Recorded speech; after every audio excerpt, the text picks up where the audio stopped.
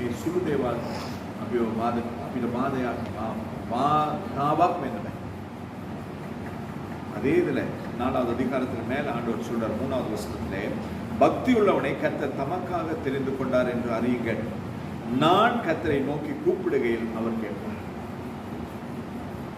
කෝපයනවා, මගේ ජීවිතේ පාපය තියෙනවා, මානසික කැමති නැති දේවල් තියෙනවා. නමුත් මම උන්වහන්සේ දිහා බලන නිසා, උන්වහන්සේ දිහා මම ඇදහිල්ලෙන් ඉන්න නිසා මම අඬකසනකොට උන්වහන්සේ මට සවාල් දෙනවා.